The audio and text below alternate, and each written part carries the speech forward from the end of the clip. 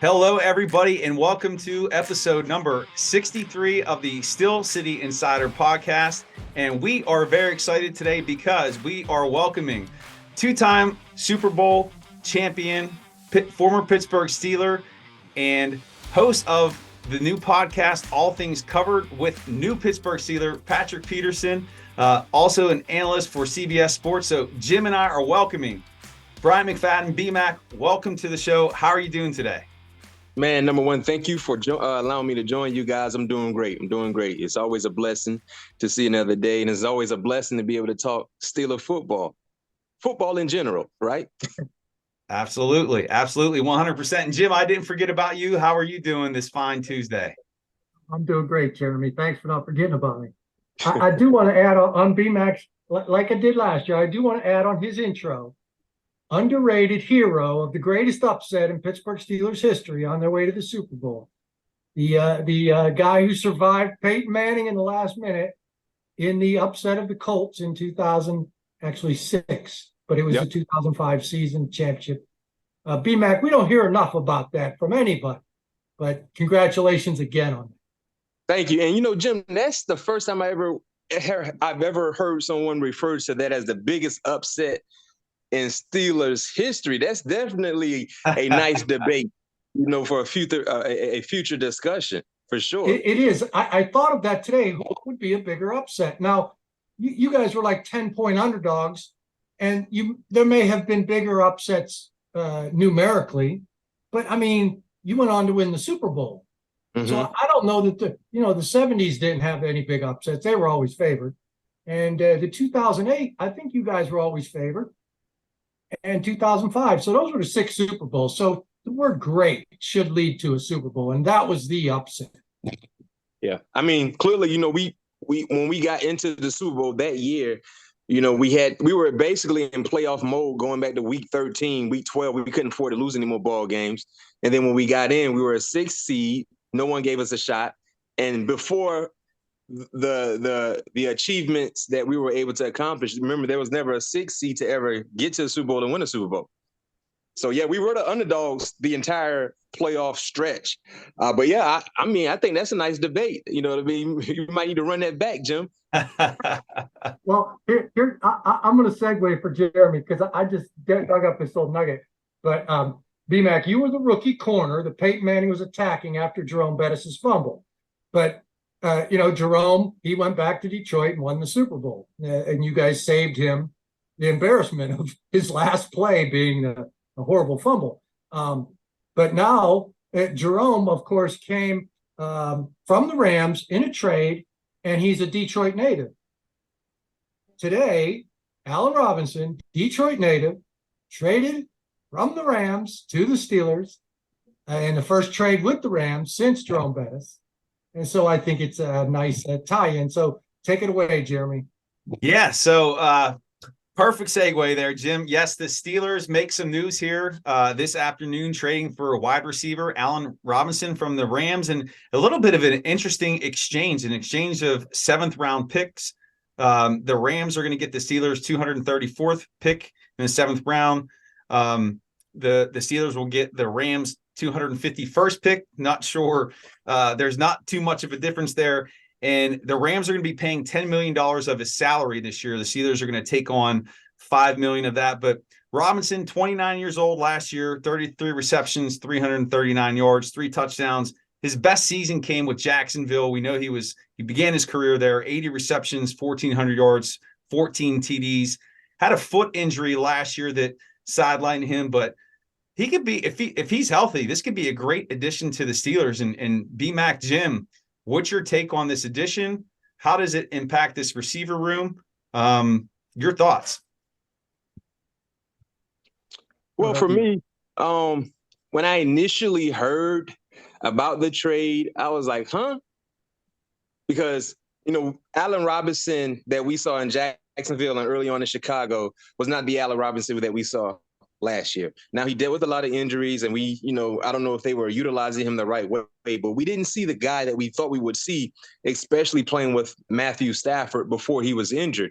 But then as you read off the compensation, and I heard what the compensation was, You basically swap seven rounders, right? Seventh round picks, and they're eating more than half of his salary.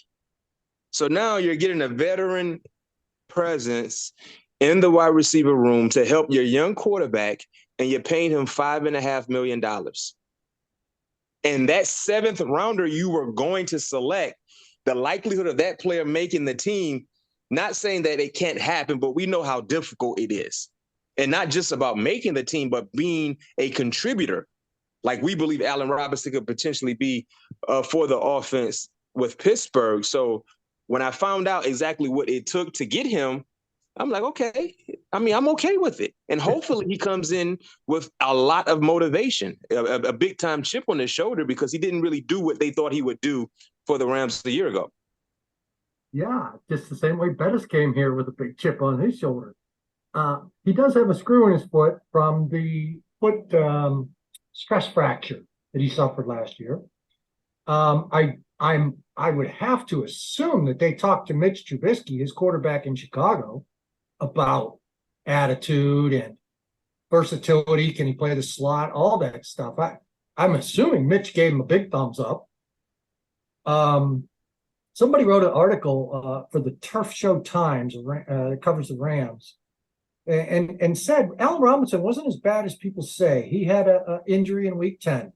Okay. But for starters, he signed with the Rams. He was a free agent. He came in. Stafford had an elbow injury in the offseason, and they didn't get to work in the offseason. So they didn't get their chemistry until late in the year with back shoulder fades, things like that. And late in the year being November, and then Robinson got hurt. There were injuries on the offensive line that rushed Stafford, and we know what that's all about. We watched that last year. ESPN Analytics had some subjects, one called open score, the likelihood that he makes the catch if targeted. Apparently he was open a lot, but wasn't targeted. He was 28th in the league, and he led the Rams in that score, that analytics score. The same score as when he caught 102 with Trubisky in 2020. His separation score was bad. It was 118 out of 121, but it was only at 2.1 yards. It was only off his career high of 2.3. So he's never been a separation guy. His catch score was 38th in the NFL. His yak score wasn't good, but he's never been a yak guy. He's run blocking. He was 9th in the NFL. Okay, so that's not bad analytics. Not as washed up as some of the Rams fans are trying to say right now. I'm just hoping for Jericho Cotchery. Did you play with Cotchery, B-Mac, here? Yes, I did. Yeah. Now that was a good addition, and that's kind of what I'm thinking that Allen Robinson's going to be. Yeah, I did, and I like that. I like that example, because when Cotchery came in with us, you know, it's more than a serviceable guy, but extremely savvy, experienced guy, and he made some plays. Yeah, and he came in as a 29-year-old. This guy's Robinson's going to be 30, but Cotchery's big year here was his third year. I think he caught 66 passes. His third year, he would have been 31. So I mean, it's possible. And Cotchery came in August, if you remember. Mm-hmm. He came late to you guys. So his first year wasn't as good as when he finally got rolling with Ben. And so Robinson's going to have time with Pickett right from the get-go. Yeah. Yeah. But anyway, BMAC, go ahead, Jeremy. Go on to your next segment, whatever that is. Go ahead, you carry it here. Yeah. So I mean, it's a nice veteran addition to the wide receiver room. It's a younger receiving core, and kind of shifting gears a bit. And BMAC, we haven't talked to you about the draft this year, but this is a good opportunity to kind of launch into that, because wide receiver was a position we were tossing around there in terms of would the Steelers be adding a receiver via the draft. This obviously changes things a little bit. Now, if there's a player that they love who's on the board, they'll try to get him. But let's just talk about your overall view with the Steelers in the draft this year, starting with pick 17. What do you think that their approach is going to be? Are they targeting a cornerback, tackle? Your take. I think, offensive line, defensive backfield, is the direction in regards with the Pittsburgh Steelers. And of course, guys, you know how it is. It all depends on who's available, how the draft board is panning out leading up to the 17th selection. I just, I'm in the process of doing my mock draft right now. And at 17, I have the Steelers selecting Deonte Banks from Maryland. Now, we know Coach Tomlin loves some Maryland players. We know that. And what happened with my mock draft, I had quite a few guys that, were high on the board, pretty much already gone. Like Paris Johnson Jr. was gone. Jones from Georgia was gone. Actually, I had Washington selecting Joey Porter Jr. right before the Pittsburgh Steelers. Witherspoon was gone. Gonzalez was gone. Peter Skorowski was still available. No, he was gone as well. So when you factor in if the draft board plays out that way, and just seeing what Deonte was able to do his last year at Maryland, playing outstanding football, not to mention getting a stamp of approval from what he did at the combine, being able to learn from a guy like Patrick Peterson, you know what I mean? Being able to be groomed by a future Hall of Famer, eventually being able to take over the reins at the cornerback position for the Pittsburgh Steelers, extremely athletic. If he's there at 17, especially if you look at how my mock, kind of got things going with some of the guys that were already gone, I think that would be a big-time player to select for the Pittsburgh Steelers. Now, B-Mac, are you saying that just because, Mike Tomlin's son Dino played at Maryland, so I have no doubt that Mike Tomlin has the full scouting report on Deonte Banks. Mm-hmm. And the word is that he likes it. Do you think it's just that connection that you like, or have you watched tape and do you like Banks? I watched tape. He grew on me. Actually, in the beginning of the season, his teammate was kind of getting more recognition, more notoriety than he was. But watching him play throughout the year and seeing, one thing I really like, Jim, he's very, very physical. You have some corners that they tackle because they have to. He tackles because he wants to. And that's a thing for Pittsburgh in the secondary. You got to tackle because you want to tackle. You take pride in doing so. The same way you take pride in covering guys, you got to take pride in tackling guys. And that's something that kind of jumped out to me instantly. And then I didn't know he was that fast and that athletic. I saw flashes of him covering people, being where he needs to be. But when he went to the combine, it was like, wow. I mean, he really, like I said, got a stamp of approval. So it's not just about my opinion about Mike Tomlin and Maryland players, but if you watch his style of play, you look at his measurables, you look at what he did at the combine, you look at how he competes, and he plays with a big-time chip on his shoulder, and he plays with a lot of confidence, I think that's something that we need in our secondary. So with the addition of a player like Banks, B-Mac, how would you see his transition coming along with the team? Would they be looking to have him split reps with a Levi Wallace and bring him along slowly to maybe start near the end of the year? Or what would be the approach with the young guy at corner? I mean, anytime you get a young cornerback, it takes time. It takes time for them to kind of get acclimated to the new system in regards to play calling, verbiage, and then just the skill set in which they will see week in and week out, play in and play out. The luxury that the Steelers have, if you do draft a first-round corner and you don't want to necessarily put the pressure on him being a day one starter now. You don't have to. As you mentioned, you have Levi Wallace. You got Pat Peterson. You got Witherspoon, who's still there currently right now. So you got some guys that have a lot of experience playing the cornerback position where he can kind of learn gradually. But if, let's say he comes in and he's ready to go. I mean, now he's exceeded the expectations already. You know what I mean? So I feel like if they draft a corner, you're not forced for him to be a day one starter like some other organizations. If the Raiders draft a corner, it's pretty much safe to say he's going to have to be a day one starter. You know what I mean? There are a lot of other teams, Washington, you know what I mean? There are a lot of the teams that might be in a position where they draft a young guy at the cornerback position. They might be forced to start, or not forced, but they give him the opportunity sooner than later. So that's a good thing to have in place in regards to being able to be groomed and ready instead of forcing them out there when they're not ready, and it might stunt their growth. Yeah. Yeah. B-Mac, you were a second-round pick in 2005, I'm pretty sure, right? Yes, sir. 2005? Yep, And 2005. they had a first round grade on you. How long did it take you to step in to the starting line? Okay, so I came in a unique situation, Jim. If you remember, like you said, in 2005, they took me in the second round. But in 2004, they took Ricardo Coakley in the second round as well. So they traded up to go get Coakley. And at that time, we had Willie Williams, Deshae, Ike, Ricardo, Chidi Awoma, who's mostly a special teams guy, but, serviceable when need be. So I came in a situation where it was a lot of guys in front of me. So my first few ball games, I wasn't active at all. And I didn't even know that was a thing until the first week of the regular season where you have an active list and an inactive list. I'm like, what you mean I'm not active? What's going on? I thought it was a slap in the face. I thought they were basically telling me I wasn't good enough.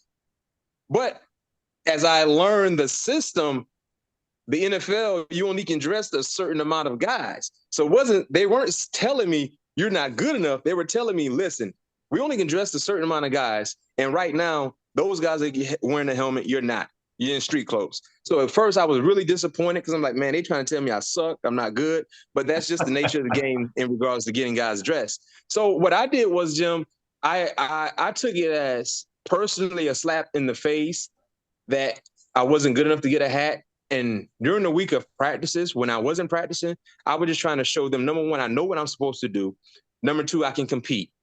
And I remember my first game being active was against Jacksonville. I can't remember what game it was, but Deshae was out with a hamstring injury. I got a helmet. I'm excited. Initially, I was only supposed to contribute via special teams. Something happened in the flow of the game. Coach Cowher called my number, and I remember it like it was yesterday. Coach Cowher said, B-Mac, you're up. You're live. I'm like, yes, sir. I'm excited. Then he said, do you know your stuff? Like, in my mind, I'm like, Coach, what do you mean? Yes. But I said, yeah, I know. I'm ready. I know it. You sure? Don't you screw this up. I'm like, all right. I'm like, okay, Coach, way to put pressure on me.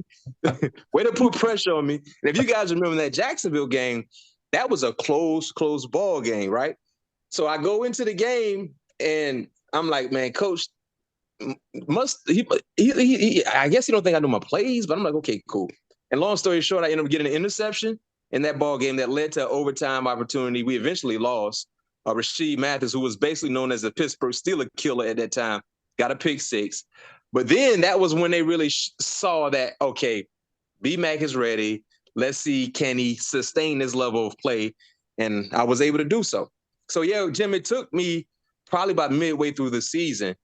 And it took an injury for me because, as I mentioned, Jim, you remember that roster. We had a lot of savvy vets. That same team in 2005, remember, had the best record in the AFC in 2004. Right. So it wasn't like it was a need of, they didn't have talent. They had a lot of talent. Most of those guys returned. If I'm not mistaken, everyone in the secondary basically returned. So, I had to wait my turn and just be ready when my number was called. And when it was called, I was ready. Well, they had that great that great scout team secondary from, I think, 2004 or 2003. Ike, Troy, Chris Hope, and Deshae. Yep. Might have been the greatest scout team secondary. So they all moved up in 2004, 2005. Then you had to wait behind them. But exactly. You should have asked your coach, and all kind of respect for Bill Cowher, but you should have asked him after the Jacksonville game, were you ready, Coach? Because I think he blew that game in overtime. Oh, man. Yeah, that was a close game. It was definitely a close game. All they had to do was hand the ball to Bettis. They were in field goal range, and they ran a sweep to Willie. I think he lost yardage or it was a fumbled pitch or something. Yeah. Anyway, B-Mac, I have this vision. This team isn't as talented in the secondary. I have this vision of the first, even if it's a second round corner, of Pat Peterson going into the slot on sub packages, and that's where the rookie enters outside. Is Pat going to be the slot guy? Maybe a little safety work, things like that. How do you see him as a safety kind of? When as Tom was talking about. Yeah, when Pat, revealed to all of us that he was signing with the Pittsburgh Steelers, and then when we did one of our podcast episodes, I talked to him about what do he see his role becoming in this defense? And he said, from some of the premature conversations he's had, that he's going to be moving around a lot. You know what I mean? Doing a lot. And he said he's okay in doing that. He's looking forward to being able to move around because that's something he's never really done in his career. So in regards to, what you just stated on, yeah, I could see Pat moving to be the inside guy.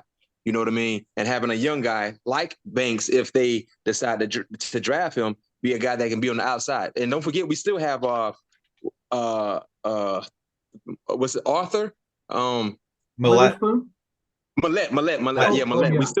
We still have Millette, who has been the nickel guy for us and has done a real good job as well. It's almost like a Mike Hilton 2.0, to say the least. You know what I mean? So the flexibility I think Pat will provide for the defense could help whoever the young guy out is, and being able to get acclimated to one thing instead of focusing on a whole lot of different positions. I'm sorry to take your questions away from you, Jeremy.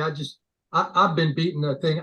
I think Patrick Peterson can do the Rod Woodson thing and maybe be a free safety type. What do you think of that? Am I crazy, B-Mac?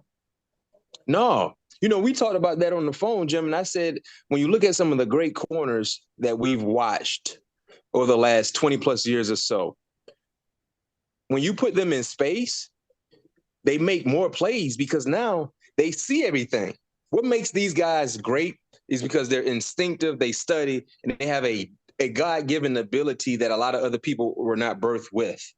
But then when you factor in and remove them from that small cubicle that they're used to working within, and now give them a large space to be able to work with and see different things and utilize depth to make plays, then you're like, wow. Like Rod Woodson, like Charles Woodson.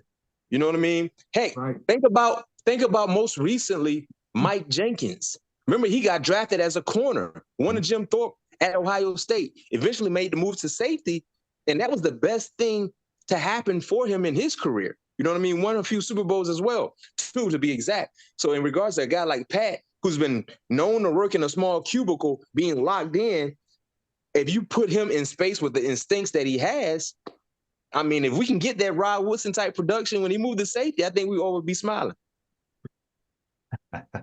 Fantastic. Great stuff. So B-Mac, we got corner first round. So let's shift over to the second round. Steelers have 2 selections in round 2. So they get their help in the secondary. Do you see them going offensive line round 2? No question. Now, it all depends on who's available, Jeremy, with the second round pick. Now, one thing I like, guys, you talk about having a high second round pick. If you're Pittsburgh, maybe you can move up in the back end of the second round and go get someone. You know what I mean? Who knows? You have the flexibility.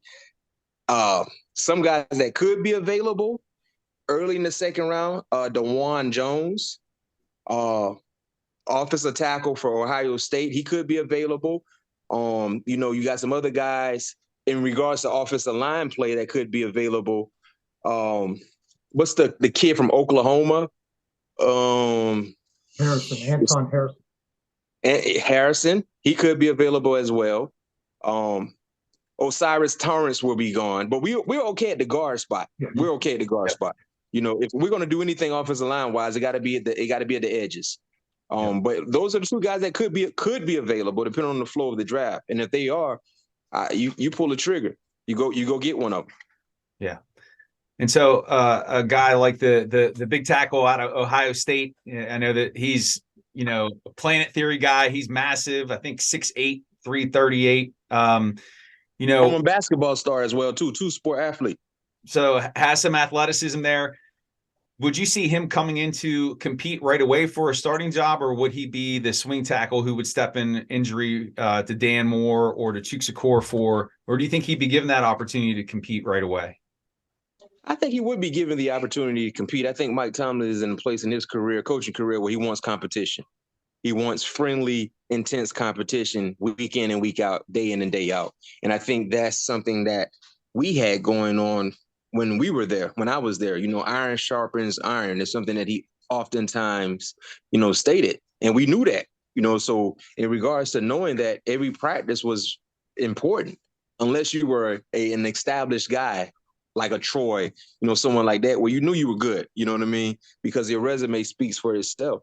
But in regards to other guys that was trying to create that sense of a foundation, iron sharpens iron. So if that was to happen, when you look at our tackle position and, seeing that we need a sense of consistency there, if you make a move and you go get a guy like Jones, hey, I mean, if you want to go get it, go get it.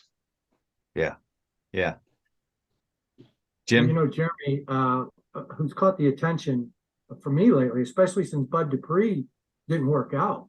They need a backup OLB just as much as they need a backup tackle. Mm-hmm. Now, Jim, my thing is this. This is how I look at this.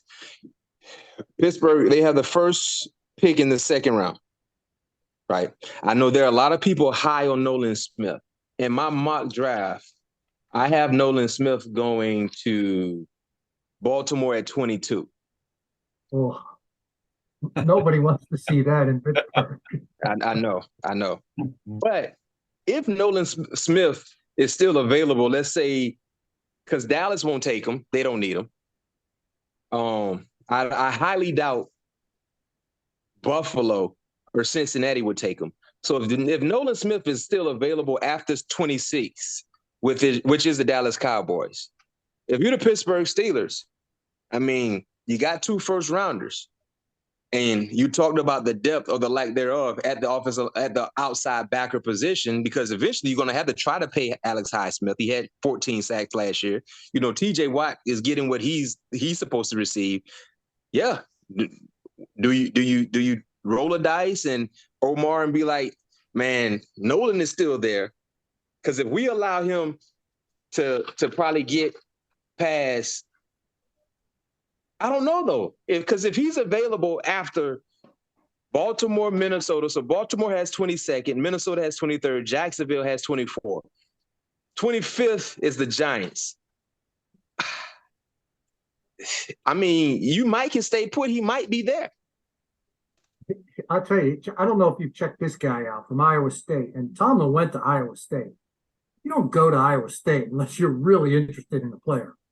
Will McDonald, I don't know if you've checked him out. He's a beast. Wow, he played 5-tech for them. And yeah. he's a classic Steeler 3-4 guy. He's a beast. Long arms. I really like him. He's older than Nolan Smith and not as fast. I got another name for you. You want to talk about a poor man's TJ Watt? Go watch Drew Sanders from Arkansas, who used to be at Alabama. He's a versatile pass rusher for Arkansas. He was a stand-up backer, inside backer. He also navigated to an outside backer in pressure type situation, third, passing downs, and he caused a lot of hell. I think he had 9.5 sacks. And he had 9.5 sacks not as a predominantly outside rusher. He had 9 sacks, just getting 9 sacks when they told me to rush. And he's 6'4", 6'5", like 250, 260. So talking about adding depth and staying put, Drew Sanders probably won't be drafted in the first round. I don't see that happening. I mean, anything can happen in the flow of the draft, but based on what most analysts and experts say about the draft and the board for him, his market value is second round. So if you talk about, and he's been more productive than Nolan Smith. He has hotter tape than Nolan Smith. Well, he stood up. He was an inside guy, and they need inside guys too. Yeah. And Vince Williams did a lot of pass rushing as an inside guy too. I think Drew Sanders, correct, he stood up, but when you watch him as an outside backer, he seems to be such a natural, and he's coming from a system, even though he was a year removed from Alabama, where they're a 3-4 base. So remember his last year at Alabama, it was Drew and Anderson causing havoc. Mm-hmm. Then, of course, he had some pressure from the young kid, the freshman they had there. He ended up transferring, but it was Will and Drew doing what they've been doing. He did a great job at Arkansas last year. So that could be a guy that can add outside backer depth, especially where we're talking about selecting in the first round. Yeah. All right. So you gave me a TJ Watt comparison, and I'll give you a little TJ Watt nugget. Will McDonald's from the same hometown as TJ Watt. That's even better. I like either. Hey, Jim, I like either guy, especially if you're telling me the Steelers can get either guy in the second round. Yeah. I'm not so sure guys like Nolan Smith and Will McDonald will last that long. I have a feeling the NFL boards are a little different than the media boards. And that's the good thing about it, because honestly, all of us don't know what to expect. Yeah. So we'll bring this. BMAC, when's your mock draft going to be posted? Is it going to be up at CBS Sports? Yeah, it should be up. Probably gonna get it posted. I'll finish it up tonight, and hopefully by the end of this week. Okay. All right. So BMAC, let's bring it home with the draft talk here with this last question. So, we talked about needing help at cornerback on the offensive line, depth at outside backer. Is there any position out there that maybe fans in Steelers Nation aren't recognizing that, hey, this is a need in the draft that we haven't discussed that could potentially happen during the draft next week? A need in the draft that we're not really talking too much about. I think there's a need for interior D-line play. I know we brought back Larry, gave him a nice money, but eventually Hayward is going to step away. You know what I mean?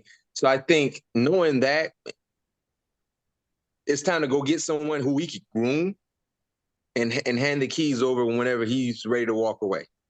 And we know how much value the Steelers put in defensive linemen.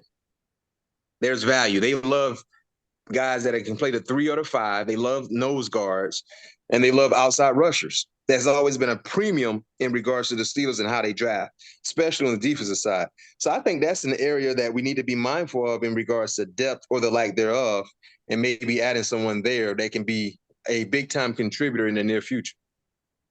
Right. Well, there you have it, folks. The draft for the Pittsburgh Steelers, according to BMAC. BMAC, great stuff. Do you want to just talk a little bit about your podcast with your cousin and new Pittsburgh Steeler, Patrick Peterson, All Things Covered? Yes, man, All Things Covered. Man, we've been in existence for about 3 years now. We started this idea around COVID time when all of us were isolated, being at home. When he was with the Arizona Cardinals, and then, of course, the last 2 years playing with the Minnesota Vikings. He's been really enjoying it, and that's probably the step he wants to take when he call it quits, get into the media talking football. We've already had quite a few Steelers on. TJ Watt has been on, Juju when Juju Smith was a part of the team, Mike Tomlin, Bill Cowher, Mel Blount, Jerome Bettis, Chris Hope, Larry Foote, Omar. We've had Omar on as well. You gotta take care of us with your guest list, man. We gotta get in your Rolodex. Yeah, we've had a lot of Steelers on, so it even makes more sense to have more Steelers on with Pat, being a part of the organization. But he's excited, for everyone that's watching us, man. Give us a shout, listen to us or watch us. We're on YouTube as well. Tell a friend to tell a friend, and please subscribe. Yep. And listeners, viewers, we will put the link to the All Things Covered podcast in the show notes so you can check that out. And BMAC, do you have a Twitter handle that listeners can follow you at? Yes, sir. My Twitter handle is BMAC_sports talk. It's the same for Instagram, and it's the same for Facebook and everything. All the same. All right, wonderful. And we'll put that in the show notes as well. And then, Jim, anything you want to bring it home with here? Oh, we just got the book on the clock, Pittsburgh Steelers at the Draft.